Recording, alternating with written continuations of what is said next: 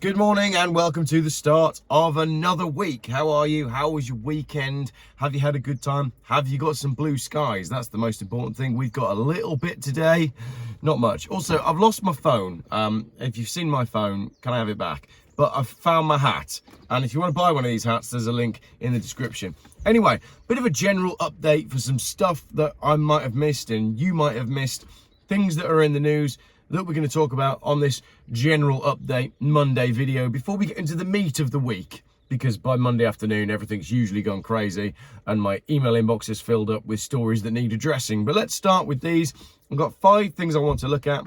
A house has been destroyed in Wales. A BYD is driven through a shopping centre in Australia. The CEO of Hertz has stood down. I've got the curious case of Fisker.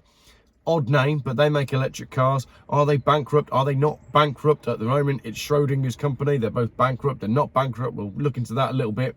And then I've got a stranded Tesla bringing the motorway to a standstill. So 5 things to look at today. Let's kick off with this house in Welsh town destroyed in fire. This is in the news. I think this happened yesterday. South Wales Fire and Rescue were called to the fire in Newbridge with crews from Aberbargoed, Abercarn, and Newin being sent to the scene. Aberbargoed. Please correct my pronunciation in the comments. The fire caused severe damage to the living room and kitchen of the property, with smoke damage in the bedroom sustaining smoke damage. Sorry, the bedrooms as well sustaining smoke damage. Everyone in the home and 4 dogs escaped unhurt, but fire experts have issued pictures of how much damage was caused as a warning to others. In the description for this video, you'll find a link to the article where you can look at the pictures. The house is trashed. And this is not the first time an electric scooter lithium battery has caught fire, destroying a house. Thankfully, no one's been injured in this case. But I've written there in my notes, what the F are we going to do with all these scooters? Let me address that. Well, firstly, 4 dogs is too many. 1 dog is too many, but 4 dogs is definitely too many. Genuine question, what are we going to do with all these scooters? They're dangerous to put in landfill. Everybody's bought them because they're cheap. And all the other electric stuff that keeps catching fires. What about the hoverboards as well? It's the same thing, isn't it? All this stuff comes from China and goes straight to landfill. I've got a lanyard somewhere that says straight to landfill, but I've lost that as well. But if you come into the restoration show at the weekend, you can buy one from me. So what are we going to do with all these scooters? You know, we're allegedly trying to save the planet, and yet we've got all these scooters that are harming the planet in being built, and then they're burning stuff down because they're just not safe. It's a major problem. Anyway, speaking of crap that is made in China that is absolutely not safe, let's move on to our next story. BYD vehicle drives through shopping centre piloted by a 14-year-old. An electric car displayed in a shopping centre crashes into the store and 2 people were hospitalised. A BYD Atto 3 on display inside the Westfield Liverpool shopping centre accelerated suddenly on Saturday. 2 people were taken to hospital. SBS News reports the car accelerated forward, crashing through a glass balustrade and then reversed, crashing into the cosmetics section of Mayer at around 12:30. There was no battery explosion, as one news outlet had incorrectly reported shortly after the incident. Photos shared by Tony on Facebook show no signs of a fire. I could tell that there was no fire in the photo because there was no fire in the photo. Thank you, Tony. A 14-year-old boy was allegedly inside the vehicle when it crashed. He was sent home with family. I don't think any blame is being apportioned to the 14-year-old. This is just a bored 14-year-old who's being dragged around a shopping centre with his family. And he says, "Dad, can I go sit in that car?" And the dad says, "Yeah, knock yourself out. Your mum's over there buying some makeup. I'm taking your son to buy some new school, taking your little brother to go buy some new school shoes. Go knock yourself out. Go speak to the BYD salesman." And he jumps in the car and does what any child would do when they jump in a car that is on display and puts his foot on the gas. It's not gas, is it? Because it's electric. But why did the car start? So there's a lot of questions here. The car shouldn't have been able to come to life, basically. So there's major issues with why the car was parked in a way that would allow someone to jump in it and do that. So again, let me know your thoughts in the comments. I think that's the scenario that I've got in my head. I think that's what's happened. Maybe there's something more malicious to it. Maybe he managed to find the key, card, digital ID, social credit score in order to get the car to fire into life. Not that it would fire into life, because there's nothing firing because it's electric. Maybe there is more to it, but I don't think there is. I think it's just a case of he's jumped in it because it's on display and he's bored. So he's put his foot on the throttle, gone forwards, panicked, managed to get it into reverse, gone backwards. Shouldn't have happened, basically. Shouldn't have happened. Not really too much of a story there, though. I just think that's interesting, and there's some sort of health and safety stuff that needs to have been dealt with. Anyway, moving on to our third story. CEO steps down after being hit with expensive EV repairs and low resale prices following the purchase of 100,000 Teslas. Remember, I did this video not too long ago about Hertz selling 100,000 Tesla cars that they bought to add to their hire fleet. Well, the man who decided that they were going to buy 100,000 Teslas is now being replaced. Hertz Global Holdings is replacing its chief executive officer in the wake of a disastrous bet on electric vehicles that the company began unwinding in recent months. Stephen Scher, who ran Hertz for just over 2 years after 3 decades at Goldman Sachs, has decided to step down. The rental car company said last Friday in a statement. It's replacing him with Jill West, the former chief operating officer of General Motors. General Motors Cruise Robotaxi unit. West also will join the board of directors on April the 1st, according to the statement, which confirmed an earlier Bloomberg report. So, I was hoping it was going to be the chief operating officer of General Motors, and maybe he could use his position at Hertz to buy some really interesting cars. Do GM make interesting cars anymore?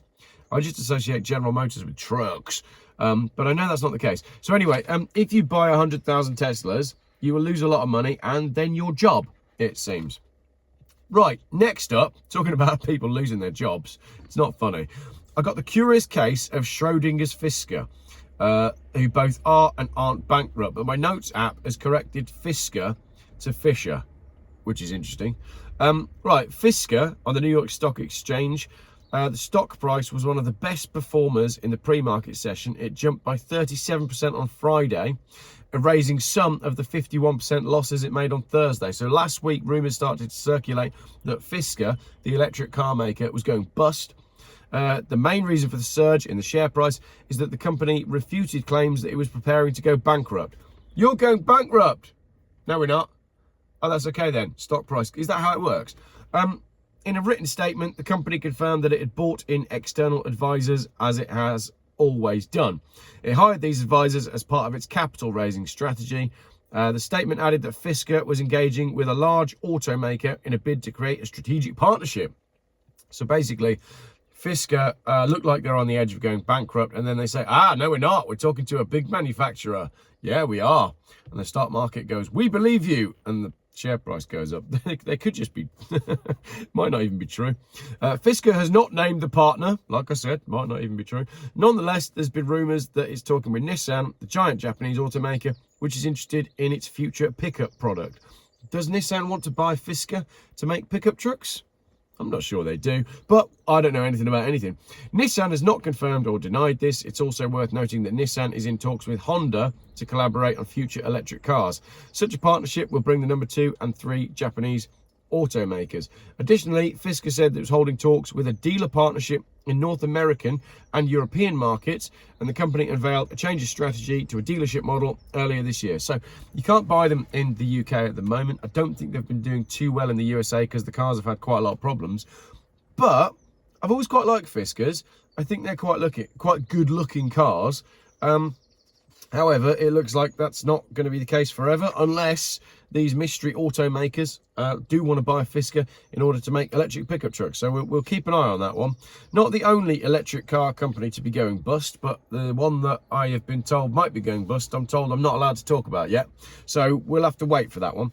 Anyway, finally, on Friday, I received an email about the M5 coming to a standstill.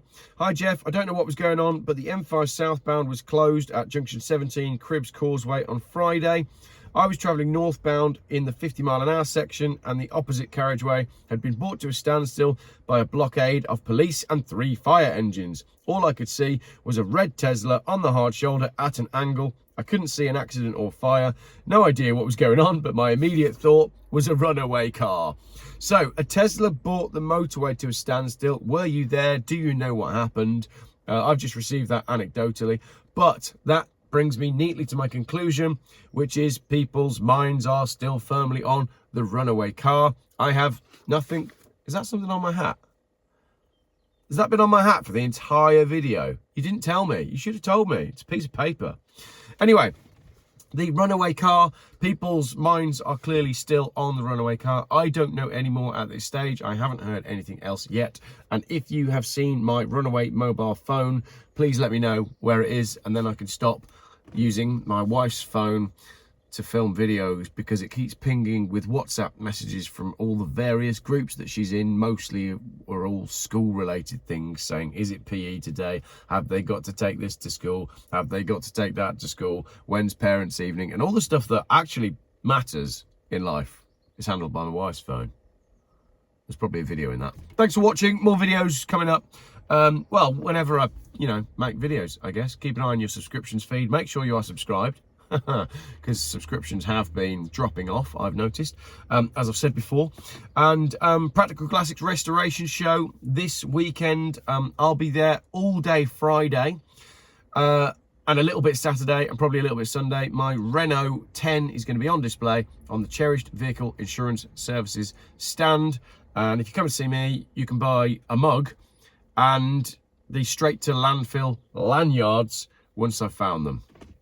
Slow one for a Monday morning, just to get us started into the week. I really am concerned as to what, I just find it, looking back through that, I think this house fire one, how many electric scooters and electric things have been bought by people that are scrap within a year?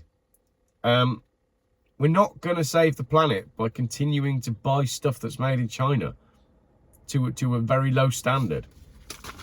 Anyway, more stuff coming. Oh, we're not going to talk about the fact that they're going to want to spend £27 billion on Parliament. £27 billion. £1 billion is a lot of money. It's 1,000 millions, right? So they are proposing to spend £27,000 million on the Houses of Parliament. I'm going to do that in another video. It's just on my mind because it's ridiculous. Thank you very much, everybody. I'll check in with you shortly.